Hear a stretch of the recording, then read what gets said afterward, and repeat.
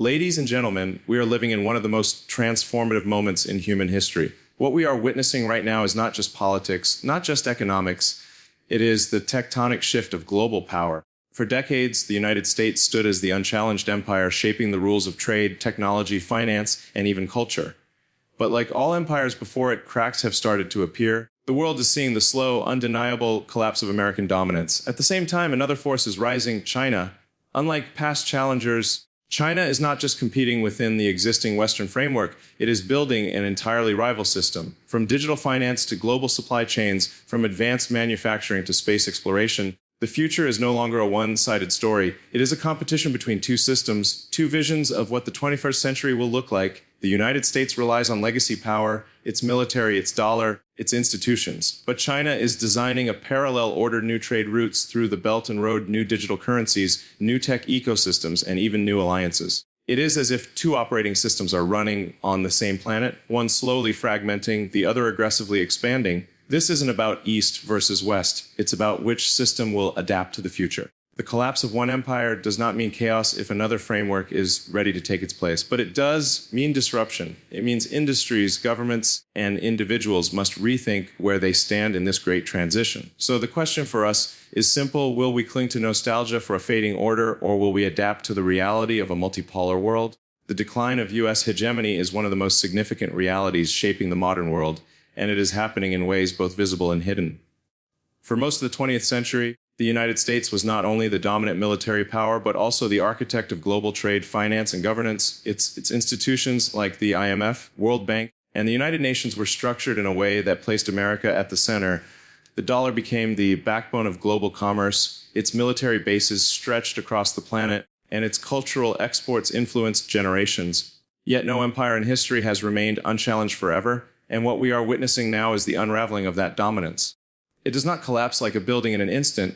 It weakens like a foundation that erodes slowly over time until the cracks can no longer be hidden. One of the clearest signs of decline is the internal instability within the United States itself. Political polarization has reached levels that make effective governance difficult, with gridlock in Congress and a society increasingly divided across ideological, racial, and economic lines. While America once stood as a model of democracy, today it struggles to present itself as a stable system when its own citizens question the fairness of elections and the legitimacy of institutions.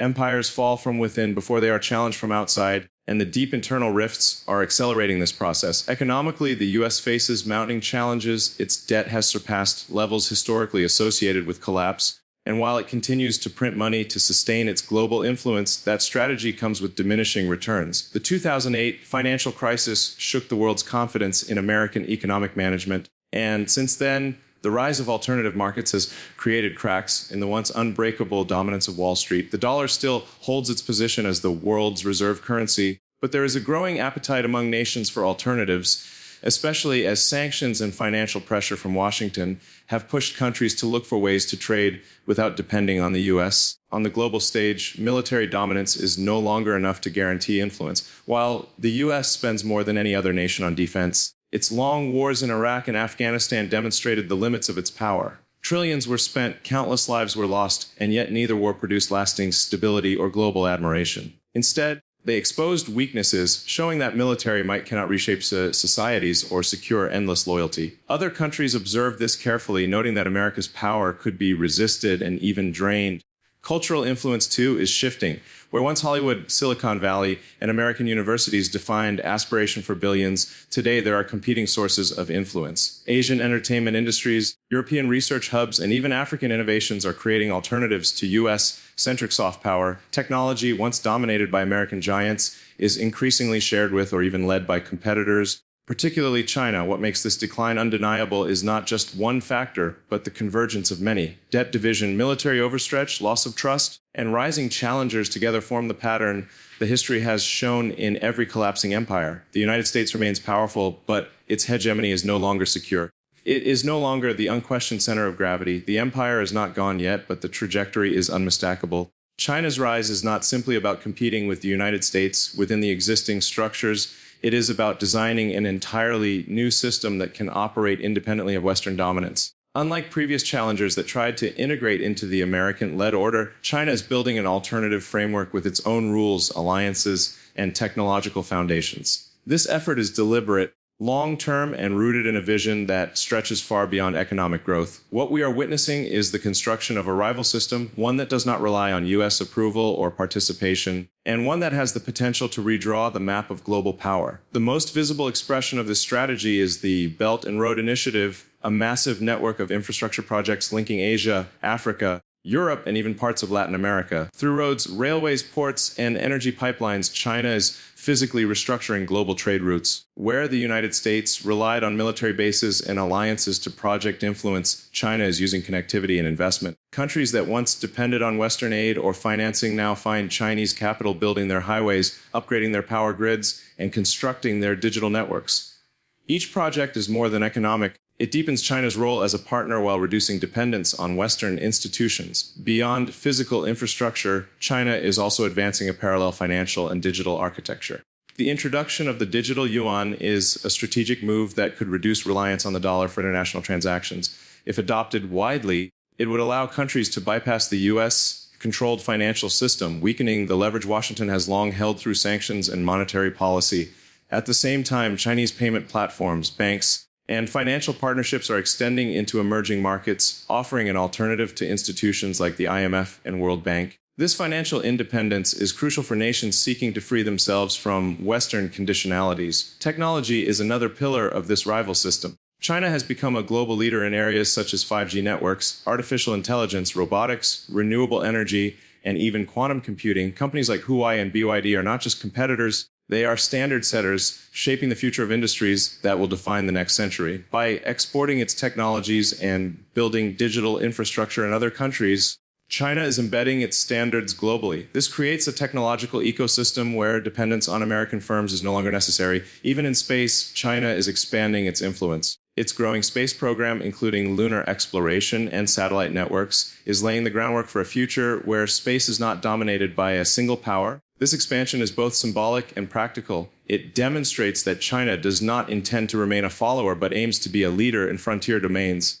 What makes China's approach unique is its patience and scale. While the United States often focuses on short-term strategies driven by election cycles, China thinks in decades. It invests not just in weapons, but in railways, schools, ports, and digital networks that create enduring partnerships. Its strategy is not to destroy the U.S.-led system, but to build a self-sufficient one alongside it, so that over time, nations around the world may have no need to rely on American dominance. In this way, China is not only rising as a power, but redefining the game itself. The battle of currencies and technology is perhaps the most decisive front in the shifting balance of global power. For nearly a century, the U.S. dollar has been the backbone of international trade, investment, and reserves. It has not only given the United States unparalleled economic leverage, but has also acted as a powerful geopolitical weapon. When Washington imposes sanctions, it does so with the confidence that nearly every nation and corporation must, at some point, pass through the dollar-dominated system. This monopoly has allowed America to extend its influence far beyond its borders without firing a single shot. But as the world changes, that dominance is being challenged. And at the center of that challenge stands China with its push to create alternative currencies and technological ecosystems that can rival the West's control. China's introduction of the digital yuan is not a symbolic experiment. It is a calculated step toward financial independence from the dollar. Unlike traditional currencies, the digital yuan operates through a state-controlled digital system that allows instant, borderless transactions. If adopted by trading partners across Asia, Africa, and Latin America, it could bypass the sub-FT system, which has long been under Western control. For countries wary of American sanctions or financial restrictions, this presents a lifeline. They no longer need to rely on dollar transactions that make them vulnerable to external political decisions. Instead, they can operate within a network that Beijing controls, one where Washington's reach is limited. Beyond currency, the contest extends into the realm of technology, where global standards are being rewritten. In the 20th century, the United States established itself as the leader in telecommunications, computing, aerospace, and the internet. Its companies, IBM, Microsoft, Apple, Google, and others, were the symbols of technological supremacy. But in the 21st century, China has emerged as a direct competitor. Huawei's 5G networks are being adopted across multiple continents despite U.S. resistance. Chinese firms dominate solar energy production, electric vehicles, and are rapidly advancing in artificial intelligence and biotechnology. These are not isolated achievements. They represent the building blocks of the future global economy. What makes this battle critical is that it is not only about who makes the best technology, but who controls the infrastructure and platforms upon which that technology operates. If China becomes the supplier of telecommunications networks, digital payment systems, and energy technologies, then it sets the rules. Countries that adopt Chinese systems find themselves tied into a technological web that naturally aligns them with Beijing's ecosystem. The same way the world once depended on American software, satellites, and financial platforms, it could soon depend on Chinese ones. This rivalry is not just economic, it is civilizational. The dollar and U.S. tech dominance reflect a system built on Western values of open markets and individual corporations leading innovation. China's model reflects state-led coordination, centralized planning, and integration of technology into governance. Both approaches offer different strengths, but the global spread of China's model threatens to erode the dominance of U.S.-centric capitalism. As technology and finance merge more deeply, the line between economic power and political control becomes thinner. Digital currencies linked with surveillance systems, AI integrated with governance, and tech-enabled trade networks create a world where whoever controls the code and the currency also controls the future. That is why this battlefield, currencies and technology, may ultimately decide whether the United States retains influence or whether China's rival system takes hold as the new foundation of global power. The emergence of a multipolar future marks one of the most dramatic shifts in the global order in centuries. For decades, the United States presided over a unipolar world, one where its military, economic, and cultural dominance seemed unchallenged. Before that, the Cold War was defined by a bipolar struggle between Washington and Moscow. But now we are entering an era that looks fundamentally different, an era where power is dispersed across multiple centers, each shaping the world in its own way. This shift is not just about China rising. It is about dozens of nations realizing that they no longer have to live under the rules set by a single empire. It is about choices, alternatives, and the diversification of global influence. Many countries in Asia, Africa, and Latin America, often labeled as the developing world, have spent decades under the economic guidance and political influence of the West. Aid programs, loans from the IMF and World Bank, and military partnerships tied them closely to Washington and its allies. But the cost of those relationships was often dependency. As China expands its presence, these countries now see an alternative partner, one that offers infrastructure, trade, and technology without the same political conditions. Nations that were once bound to a single orbit now find themselves free to negotiate, balancing between multiple poles of power. This diversification weakens the dominance of any one empire and creates a more complex, fluid world order. The multipolar system is also being driven by regional powers asserting themselves. India is growing into a global force with its massive population, expanding economy, and advances in technology and space exploration. Russia, despite economic challenges, continues to use its energy resources and military influence to play a decisive role in Europe and beyond. The European Union, while internally divided, still holds economic weight and regulatory power that can shape industries across the planet. Even nations like Brazil, Turkey, and Saudi Arabia are no longer simply following the West. They are carving out their own spheres of influence. Each of these players adds another pole to the global order, ensuring that no single country can dictate the future alone. This transition to multipolarity is reshaping global institutions as well. Forums like BRICE, the Shanghai Cooperation Organization, and the Asian Infrastructure Investment Bank are gaining importance as alternatives to Western-led groups. While NATO and the G7 still hold influence, they no longer represent the whole story. Countries now have more platforms where they can voice their interests, align with like-minded partners, and push back against Western dominance. This plurality of institutions reflects the reality that global governance is no longer centralized, it is fragmented and contested. In such a world, power is not measured solely by military strength or currency dominance, but by influence across multiple domains. Supply chains, digital platforms, energy networks, and cultural exports all contribute to a nation's global standing. The result is a far more dynamic and unpredictable system where alliances are flexible, loyalties shift, and influence is constantly renegotiated. Instead of a world dictated by one empire's rules, we are moving toward a landscape where nations must navigate multiple competing systems, each offering opportunities and risks. This is the essence of the multipolar future, not stability through dominance, but balance through competition. Collapse, by its very nature, is unsettling. It signals the end of what was once stable, predictable, and dominant, yet in every great collapse throughout history, there has always been opportunity hidden beneath the ruins. The fall of one empire creates a vacuum that demands to be filled, and within that space, innovation and creativity often flourish. The decline of U.S. Hegemony and the rise of China's rival system do not merely represent a geopolitical struggle, they represent a profound opening for humanity to rethink how power, technology, and progress are organized. The future will not necessarily belong to the largest empire or the strongest military, but to those societies that can adapt the fastest, move the quickest, and innovate the most effectively in the face of disruption. Consider the technological revolution unfolding right now. Artificial intelligence, renewable energy, biotechnology, and space exploration are redefining what is possible. In the old order, these breakthroughs were concentrated in a handful of Western institutions, but disruption is breaking down those monopolies. Startups, scientists, and innovators from all corners of the globe are contributing to advances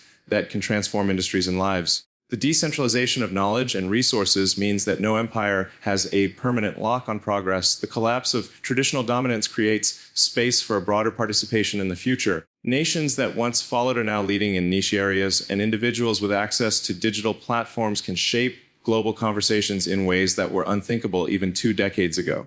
Economic disruption also creates opportunities for new forms of trade and cooperation. As the global order fractures, countries and communities are being forced to diversify their partnerships, innovate in finance, and rethink supply chains. While some view this as instability, others see it as resilience. Instead of depending on one hegemon, nations are building connections across multiple systems, reducing vulnerability and increasing flexibility. This diversification creates a more adaptive world where no single point of failure can bring everything crashing down. Out of the collapse of dominance comes the possibility of balance and shared responsibility. For individuals, the same principle applies. Disruption rewards those who are willing to take risks, to think differently, and to embrace change rather than resist it. The collapse of old industries often opens the way for entirely new sectors to emerge, giving rise to opportunities that never existed before. The future is not about waiting for stability to return. It is about recognizing that stability itself is an illusion and that progress comes from navigating uncertainty. Those who cling to the past may be left behind, but those who build within the chaos will define what comes next. The truth is that collapse is not the end. It is the reset button of history.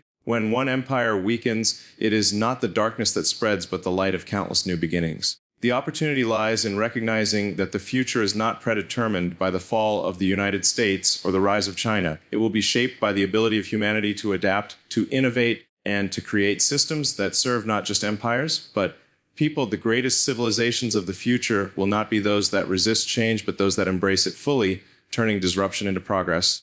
In every age, history has been written not only by the rise of empires, but by their decline. What we are witnessing now is not the end of the world order, but its transformation. The United States, once untouchable, is grappling with the limits of its power, while China is building a rival system that challenges the very foundation of Western dominance. Yet, beyond this struggle, something greater is unfolding: the dawn of a multipolar era where no single nation commands absolute authority, and where disruption itself becomes the catalyst for progress. The collapse of one order is never the end. It is the beginning of something new. It opens the door to innovation, to new alliances, and to fresh opportunities for nations and individuals alike. The real question is not who will win between the United States and China, but who will adapt fastest to the reality of change. Those who cling to nostalgia for a fading empire will find themselves stranded, but those who embrace disruption, who build and create within uncertainty, will define the future. We stand at a crossroads where power is shifting, technologies are accelerating, and choices must be made. The lesson of this moment is simple: greatness is not about preserving the past, but about building what comes next. And in that challenge lies humanity's greatest opportunity to shape a future that is not controlled by empire, but guided by vision, resilience, and innovation.